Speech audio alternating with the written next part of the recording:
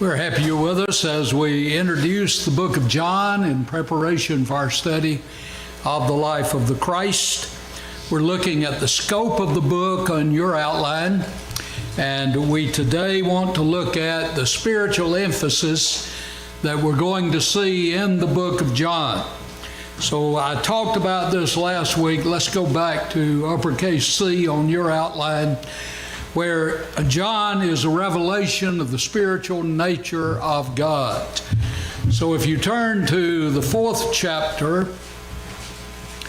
you have Jesus meeting with the woman at Sychar, at the well that is there. And he has moved now. He's moving in his beginning of his ministry as John is recording it.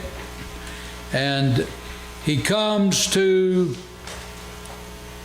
Samaria. Verse 3, he left Judea and departed again to Galilee.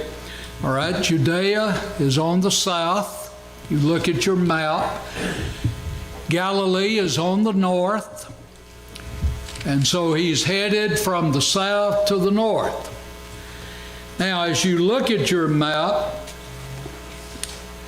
the text says, but he needed to go through Samaria. Now you see Samaria right in the center. So you have Galilee here on the north, and you have Judea here on the south, and then here's Samaria.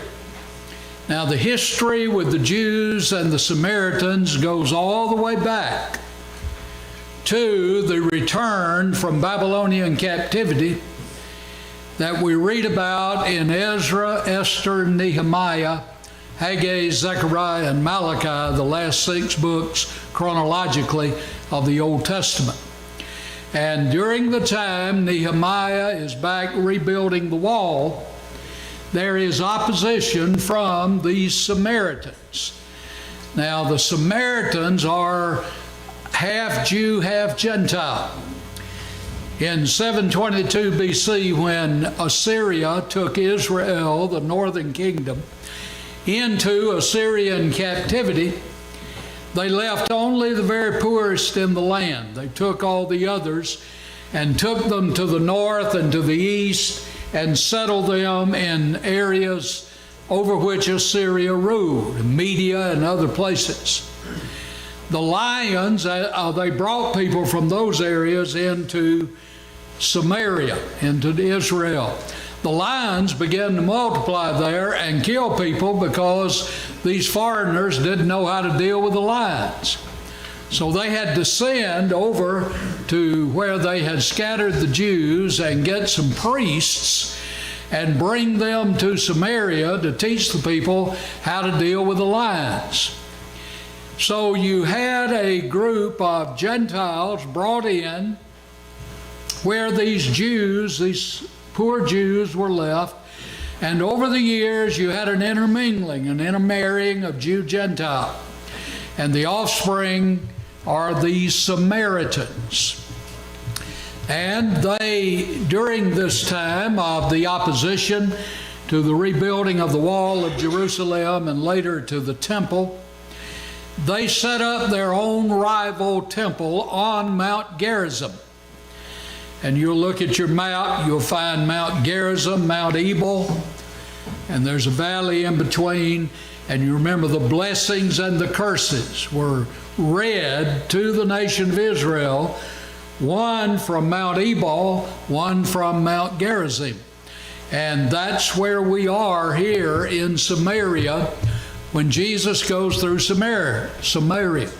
Now, the hatred between the Jews and Gentiles was so bad, and the Jews and the Samaritans, that if you look at your map, if someone in Judea wanted to go to Galilee, the easiest way to go is straight, go north through Samaria.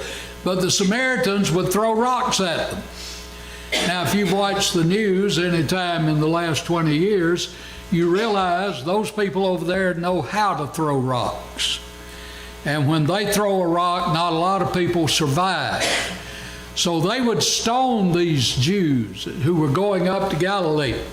So generally they would cross over the Jordan River and go up the east side of the Jordan River and then cross back over to go into Galilee, or to reverse it to come down to Judea. But Jesus needs to go through Samaria because he has a mission. So he came to a city of Samaria, which is called Sychar, near the plot of ground that Jacob gave to his son Joseph. Now remember, I said everything builds. So now you're back in Genesis, and you have Jacob giving this land. And when you left the 33rd chapter of Genesis, you thought you were through with all that. But you aren't. Everything builds in the Bible. And your background here will help you over here. So now we're back at this parcel of land. Jacob's well was there. Jesus, therefore, being wearied from his journey, John is the only one that points out this human characteristic of Jesus. He was tired from this journey. And he sat thus by the well about the 6th hour. Now you can figure that out either by Jewish time or Roman time. John generally works with Roman time. And the Romans divided the day into two 12-hour periods. They went from midnight to what we call noon. That's one 12-hour period.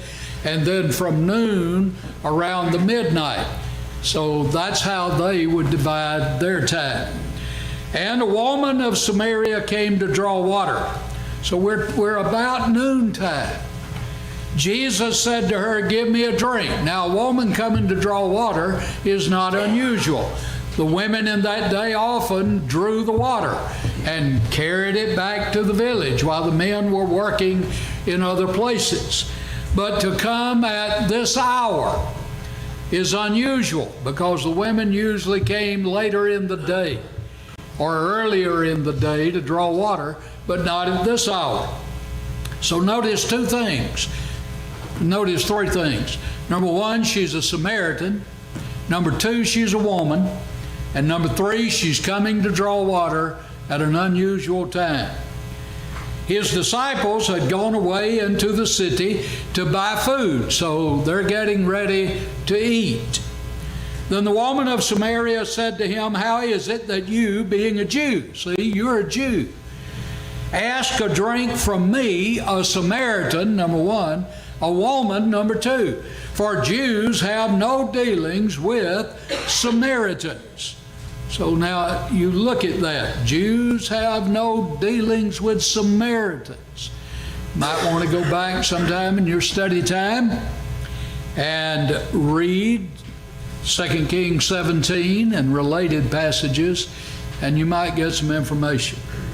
Jesus answered and said to her, "If you knew the gift of God and who it is who says to you, 'Give me a drink,' you would have asked him, and he would have given you living water." Now here's a spiritual emphasis. There's no such thing as physical living water in the sense that Jesus is speaking. The woman said to him, "Sir, you have nothing to draw with, and the well is deep." John's the only one that tells us this. It's a deep well. "Where then do you get that living water?" Well, you didn't draw it out of this well. Now we have two different waters under consideration here. We have a literal water, physical, that's the one the woman is referencing. We have spiritual water, and that's the one Jesus is referencing. So we're dealing with two different waters here.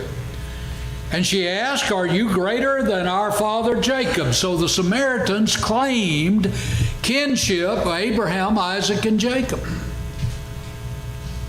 "who gave us the well and drank from it himself, as well as his sons and his livestock." This is an old well. It's been there since the time of Jacob. Jesus answered and said to her, "Whoever drinks of this water will thirst again." Now Jesus is talking about the water in Jacob's well.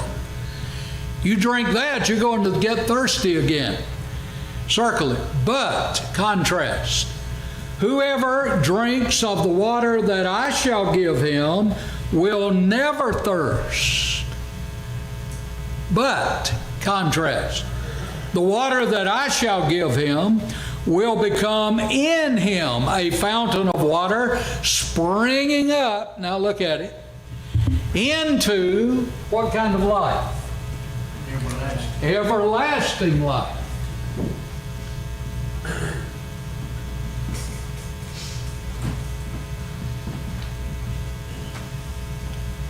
That's your spiritual emphasis. Physical water can't give you everlasting life. It can give you ending life. We have to drink to stay alive, but one day we're going to die. So we know this physical water is not under consideration by Jesus. I'm going to give water to people that of which they drink and they never thirst again because they never die. Jesus is talking about spiritual thirst. All right, so everlasting life. The woman said to him, "Sir, give me this water that I, number one, may not thirst, nor come here to draw." See, she still sees physical water. She doesn't put it together. I'm tired of coming out here drawing this water every day at dinner, aren't you? So give me some of this water you're talking about so I, number one, don't ever have to come back out here and draw it. Did any of you grow up when you had to carry water from the river or the creek? Anybody here that old? You're that old?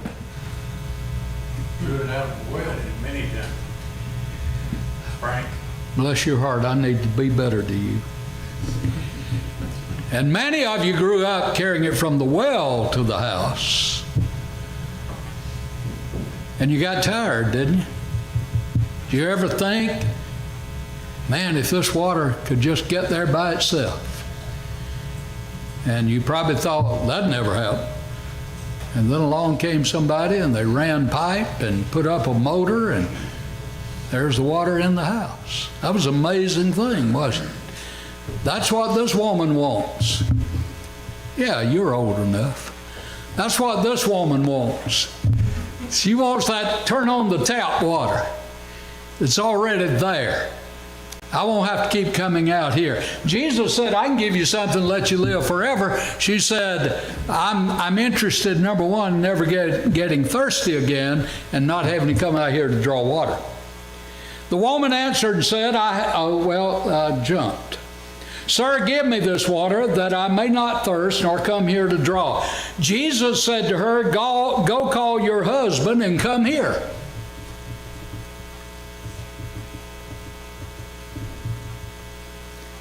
The woman answered and said, I have no husband.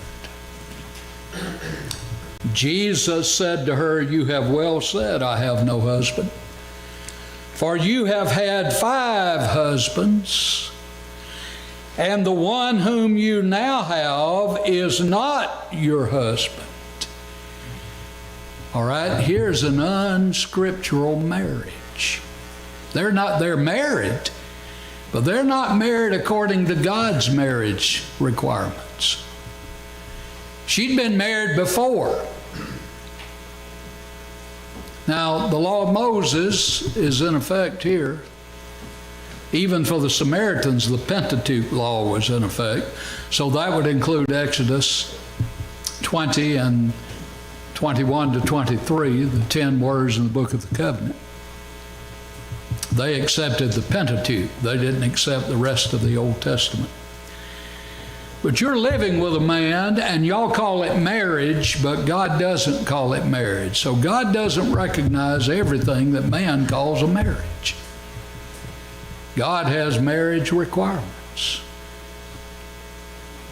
And so we have to be careful. She said, I'm living with a man. You remember John the Baptist lost his head because he told Herod, you are living with your brother Philip's wife. You married her according to civil law, but she's still your brother Philip's wife. You don't have any right to her. Your marriage is unlawful. And Herodias got tired of hearing that, so She rigged it up so John's head would be cut off. Preaching the truth sometimes causes you to lose your head. You lose your life. People get angry. Now, Jesus said, you told the truth. In that, you spoke truly. The woman said to him, Sir, I perceive that you are a prophet. Or she's beginning to put something together. Now, notice a prophet.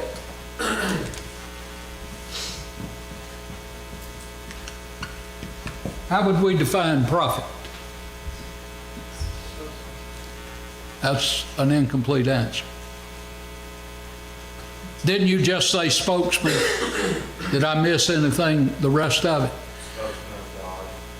Okay. Are you, Amelia, the one who said spokesman? Spokesman of God or from God. Okay, but somebody just said spokesman, didn't they? Will anybody admit that, or did I miss all the rest of it? I'm trying to figure out what I heard or didn't hear. Y'all aren't going to help me, are you? She said spokesman of God. I don't think you heard. I didn't hear the of God. Thank you. See what I'm telling you? You got to yell at me so I get it all. Maybe I'll get it all. All right? He's a spokesman of God or for God. And if we wanted somewhat of an illustration of that, we might go to what book?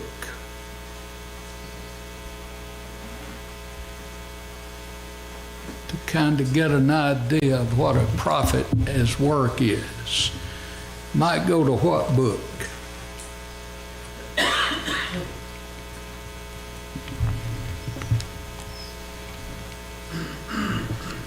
Would you go to the Old Testament or the New? Where? Old Testament, all right. And where might you go? I'm thinking maybe Exodus. Well, you're thinking correctly. You only have 40 chapters now. Where are you in Exodus?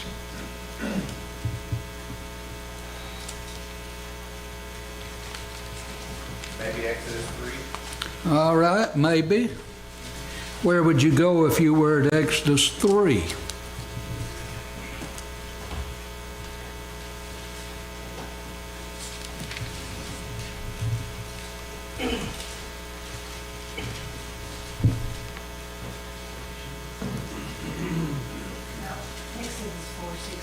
Exodus 4:16, someone says. Now, anytime you look at a verse, you must look at it in what? Context. All right? In chapter 3, where you started, beginning in chapter 2 and 3, Jehovah says to Moses, I'm going to send you down to Egypt to bring my people out. I'm going to send you, number one, to the Hebrews. Number two, I'm going to send you to Pharaoh and his servants and the people of Egypt. And Moses makes an excuse. In fact, he makes 5 of them. And God answers all of them. And finally, basically, I'm paraphrasing, says, you're going. And Moses says, I don't know how to frame an argument. If I stand before Pharaoh, I won't know how to frame an argument so that he will let the people go. And so in verse 14, the anger of Jehovah was kindled, chapter 4, Exodus, against Moses, and he said, Is not Aaron the Levite your brother? I know that he can speak well. Moses said, I don't know how to speak well. And look, he's also coming out to meet you. When he sees you, he will be glad in his heart. Now, you shall speak to him. Who is him here? Who? Aaron, okay. And put the words in his mouth, all right? You're going to tell Aaron what to say. And I will be with your mouth and with his mouth. That's inspiration. And I will teach you what you shall do. So he shall be your what? Spokesman? Everybody have that? He shall be the man who speaks for you to the people. And he himself shall be as, that alerts you to what? A what? A simile. All right, we have a comparison here. He will be as a mouth for you. He won't be a mouth for you, but he will be like a mouth for you. And you shall be to him as whom? God. All right? So here is what a prophet is doing. God is the source of the message. God gives the message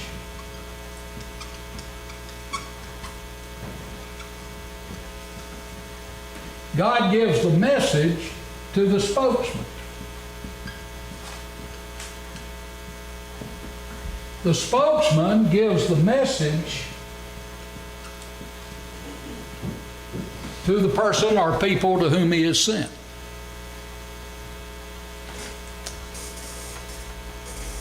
All right? In this case, who is the spokesman?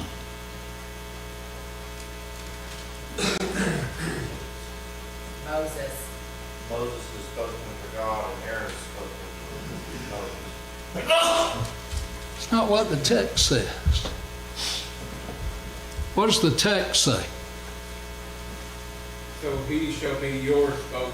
Who is he and your? So he would be Aaron.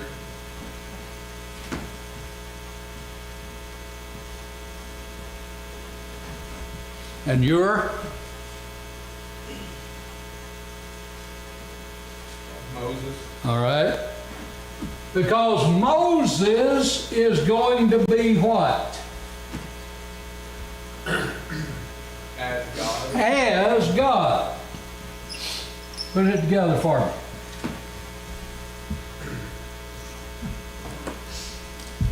You can tag team across the aisle there if you need to. Anybody can help them. Put it together for me. What do you think about put it together? Well, that's generally called intellectually seeing it and tying it all together.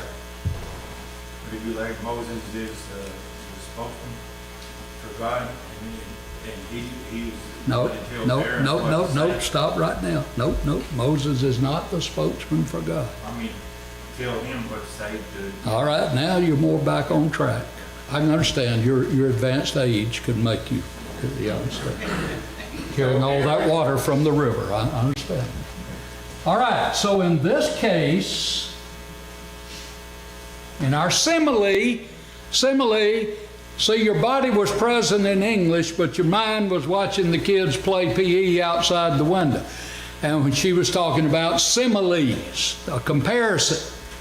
All right, in this case, contextually, Moses stands for God. True or false? True. In relationship to Aaron, the spokesman. So if Moses represents God in this scenario, what does Aaron represent? Prophet. The prophet. All right, that's what putting it together means.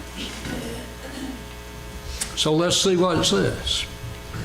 I will be with your mouth and with his mouth, and I will teach you what you shall do. So he shall be your spokesman to the people, and he himself shall be as a mouth for you, and you shall be to him as God. All right, you're as God. So in this scenario, you're right here. You're standing here. Now, true enough, what y'all were saying, God's giving Moses what to give Aaron. That's the inspiration part of it. But in the contextual picture here, this is what you have. And you see that a prophet is a spokesman for God. Now, go down, go over to chapter 7. Well, go to chapter 6.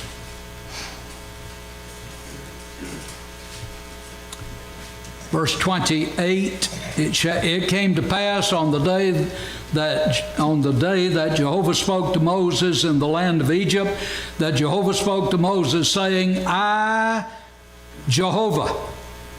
The am italicized in your translation. Okay, no Hebrew word there to translate. So I, and you have Lord there, all caps in your translation. So that's the word we know as Jehovah in the Hebrew language. That is, we use the word Jehovah to represent it. So I, Jehovah, speak to Pharaoh, king of Egypt, all that I say to you. But Moses said before Jehovah, behold, I of uncircumcised lips. I don't know how to frame an argument. How shall Pharaoh heed me? So Jehovah said to Moses, that tell you anything right there? Don't stop. Don't click. Ignore the chapter division. You don't start a new thought here. So Jehovah said to Moses, see, I have made you what? Made you God? A God. A God, all right. Is as italicized in any of your translations? It is? Okay, I've made you God. To whom? Pharaoh. And Aaron, your brother, shall be your what? Prophet. You shall speak all that what? I command you.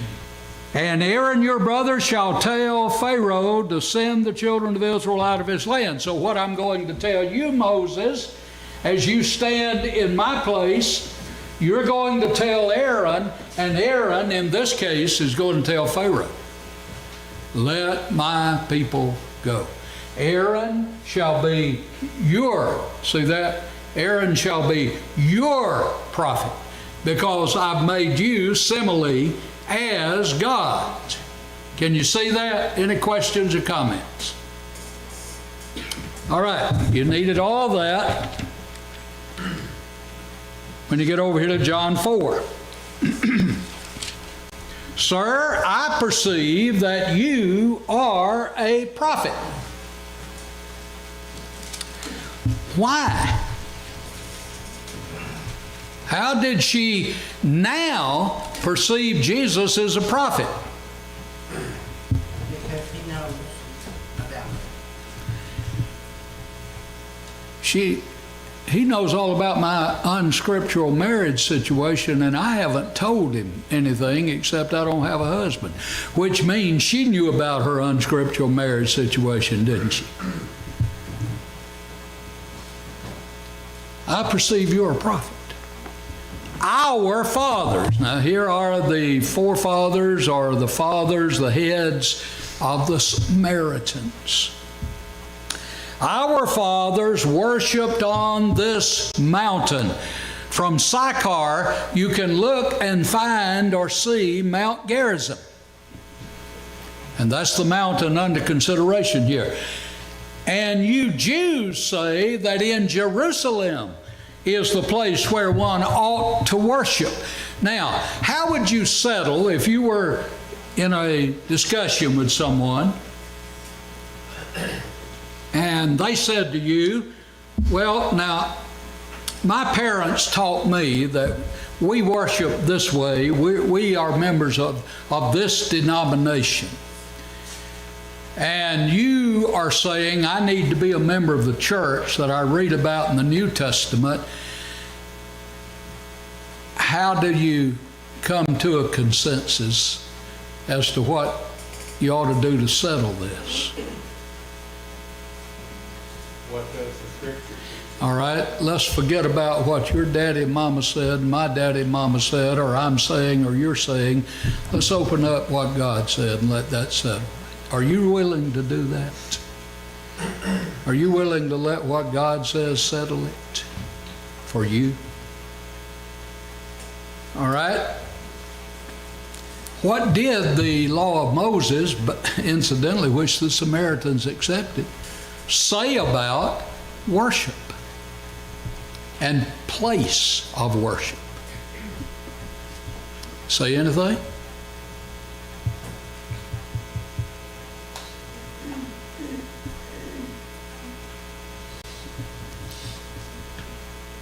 We worshiped in the mountains. Now, you know what the next question's going to be, don't you?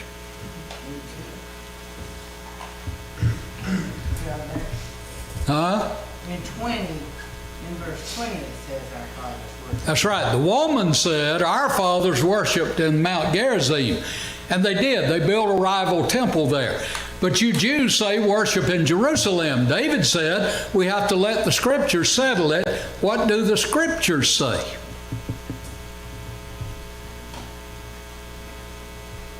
Come on, David. At the time, it would be worship at the temple where God dwelt. Okay, you know what the next question is. Just don't know where it said that. Oh, you just don't know the answer to the next question, so you are coyly being quiet. Brian plays that game too. Deuteronomy what? 12. Well, let's see. Let's go to Deuteronomy 12.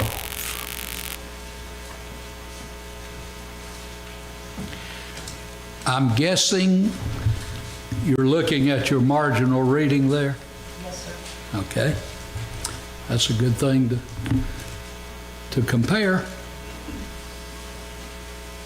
Deuteronomy 12. These are the statutes and judgments which you shall be careful to observe in the land, that would be Canaan, which Jehovah, the God of your fathers, is giving you to possess all the days that you live on the earth, that would be in the land. You shall utterly destroy all the places where the nations which you shall dispossess serve their gods. Notice you have worship and a place tied together. And this is where their idol temples and groves and we'd say brush arbors were all erected. On the high mountains and on the hills and under every green tree, and you shall destroy their altars, break their sacred pillars, and burn their wooden images, their Asherah, with fire, and you shall cut down the carved images of their gods and destroy their names from that place.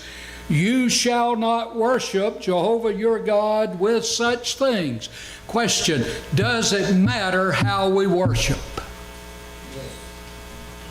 Absolutely. Do we have to have Bible authority for how we worship? Isn't that what Jesus is teaching the woman in Samaria here? Circle it, verse 5. But you shall seek just any place you want to seek. Why, one place is as good as another, one church is as good as another. You just go to the church of your choice. Is that what he said? No. What did he say? He said, unto his habitation shall you seek. Unto this habitation, King James. But you shall seek, the New King James, the place. New American Standard, verse 5. You shall seek the Lord at the place. At the place. Yeah. The place, definite article. Yeah. The place. If God specifies a place, is one place as good as another? Where Jehovah your God chooses, who's going to make the choice? You? Are you going to choose the place of your choice and that be acceptable to God? Yes or no? No. Who's choosing here? All right, and God makes his choices known how? Through the Scriptures, through the Word. So who settles this matter? God does. through His Word. Doesn't matter what I think, doesn't matter what I say, doesn't matter what I've always been taught, doesn't matter what I've always believed. When I come to what God says, if I want to please God, that settles it for me. You shall seek the place where Jehovah your God chooses out of all your tribes, notice it, to put His name there. Now, to put someone's name somewhere was another way of saying they would dwell there, at least in a sense. To put His name for His dwelling place. Put His name. And there you shall go. There you shall take your burnt offerings and your sacrifices, your tithes, the heave offerings of your hand, your vowed offerings, your free will offerings, and the firstborn of your herds and flocks. And there you shall eat before Jehovah your God, and you shall rejoice in all to which you put your hand, you and your households, to which Jehovah your God has blessed you. You shall not at all do as we are doing here today, every man doing whatever is right where? All right, you won't be doing it according to your choice. All right, I'll just save us the time. Jehovah in the Old Testament chose eventually Jerusalem to have the temple erected, and He dwelled in the Holy of Holies. When the temple was destroyed by Nebuchadnezzar and rebuilt by Zerubbabel, Jehovah re-entered that temple. Ezekiel saw the vision of that taking place whenever that temple was restored. And as long as Judaism, mark it, underscored, highlight it, as long as Judaism was God's accepted religion or access to Him, they were to worship with the 3 annual feasts, Leviticus 26, in Jerusalem. So when she said, you Jews say Jerusalem is, and notice she says, you say Jerusalem is the place where one ought. That word signifies an ethical decision, where it is right for one to worship. Jesus said to her, woman, believe me, the hour is coming, but it's not right now. We're still under the law of Moses, when you will neither on this mountain nor in Jerusalem worship the Father. There's going to come a time when Jehovah won't accept worship just on this mountain or just in Jerusalem, but there's going to come a time when Jehovah will accept worship somewhere else. But that time is not right now while you and I are living, He's saying to her by implication. You worship what? Salvation on the Jews. Verse 22. Yes.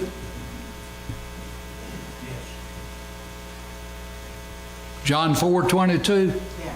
You read it. Read it for me.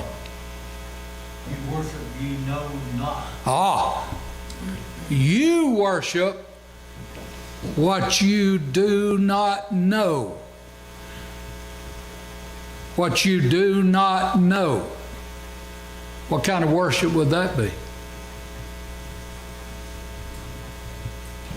What? Empty, vain. It would be, we could call it another name, what you do not know. I know y'all don't like to admit this, but if you don't know something, you are ignorant. This is ignorant worship. You can worship ignorantly, thinking you're worshiping right. True or false? True. Can anybody off the top of his head give me a New Testament example of this? The Ethiopian eunuch. All right, the Ethiopian eunuch traveled over 2,000 miles to worship what no longer was efficacious for it. Can you give me another one? Also Paul. Where? Paul when he persecuted Christians. Okay, he thought he was doing right. Acts 23:1, I've lived in all good conscience. Can you give me another one? What did Paul tell the people on the Areopagus in Athens in Acts 17? As I passed through your city, I saw altars to all different kinds of gods, and I discovered an altar to the unknown God, him who you worship in ignorance, declare I unto you. So you can worship ignorantly, thinking you're worshiping correctly. How are you going to know whether or not you're worshiping correctly? What? All right, let the Scripture settle it. Don't ask man what you think about it. Ask God what He said about it. You worship what you do not know. We know what we worship, for salvation is of the Jews. So that He is saying by implication, we have Bible for what we're doing and you don't. All you have are your fathers. So that's what is called tradition, or the creed book of their fathers. That's what you have for your authority. Circle it. But the hour is coming, and now is, when the true worshipers will worship the Father how? In spirit and in truth. All right, here's your spiritual emphasis. In spirit, you have and Yes, in truth. in truth. Are both of these equally important in worship? Yes. How do you know? And is a coordinating conjunction. Which? It's two things, joins two things that are equal rank. All right. We've learned that. At least you have, thankfully, because of this little word right here. It's a coordinating conjunction that joins things of equal standing, equal rank. I was taught equal rank, equal standing. They're on the same level of importance. So you worship God in spirit with the right attitude, in truth with the accepted actions, the authorized actions. God is, now if you're reading the King James, you have a spirit, true? And a is not in italics there, is it? All right. In the original, it simply says, as in the New King James, God is spirit.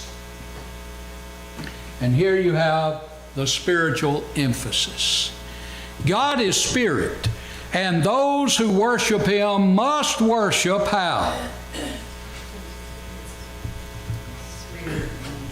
All right, now notice. Under the law of Moses, right attitude and in truth would mean they worshiped where? Where? Jerusalem. I think y'all talked over one another. Jerusalem. In Jerusalem, at the, Temple. according to Law of Moses. the law of Moses. So you have all those animal sacrifices, all those feasts, all those vows, all those things involved in the 10 words in the book of the covenant in Exodus 20 through 23. All right? When that's done away with, and incidentally, when is that done away with?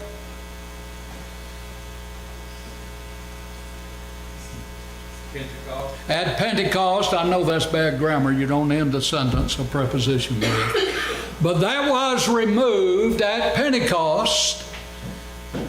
And now, do we worship God with the right attitude and according to the authorized actions? What authorizes our actions if it's not the law of Moses?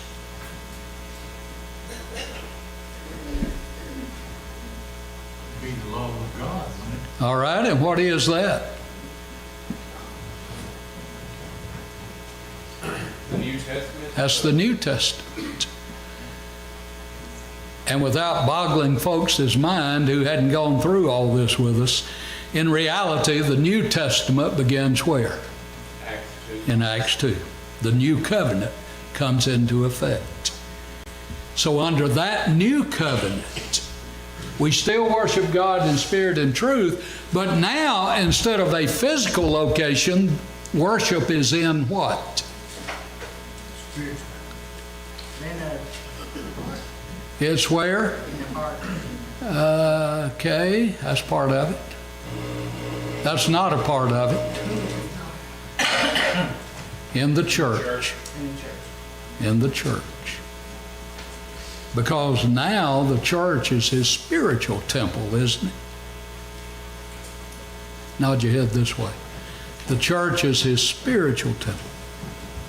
And so we worship God according to the right attitude. So that means you can come in here and carry out every action that's authorized, and still your worship wouldn't be accepted if your attitude's wrong. And you can come with a wonderful attitude, but if you worship in some other way than is authorized, your worship wouldn't be acceptable to God. Well, we got C. Thank you for listening and participating.